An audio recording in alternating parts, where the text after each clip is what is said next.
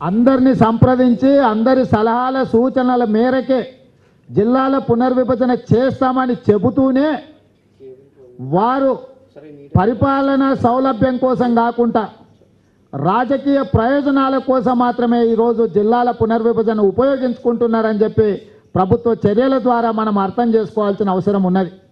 ఈనాడు ప్రధానంగా మీ మేనిఫెస్టోలోనే మీరే 24 జిల్లాలుగా ఏర్పాటు చేస్తామని చెప్పిన మీరు ఈరోజు 27 జిల్లాలు ఏర్పాటు చేస్తామని చెప్తున్నారు.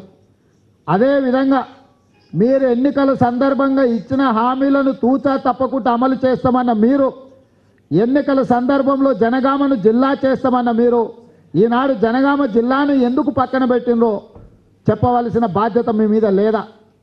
అదేవిధంగా జనాభా కూడా దామాష దెబ్బతిన్నది కాబట్టి జిల్లాలలో సంక్షేమ పథకాలు అమలు చేయాలంటే ఇబ్బంది జరుగుతుంది కాబట్టి ఈనాడు మేము జనాభా ప్రాతిపదికన మీరు జిల్లాల పునర్విభజన చేస్తామని చెప్పిండ్రు.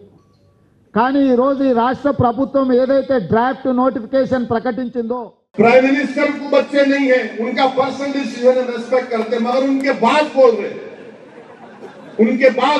उनके स्पिरिचुअल मास्टर बोल रहे, तो फिर बोलना पड़ेगा. आप हमको बोल रहे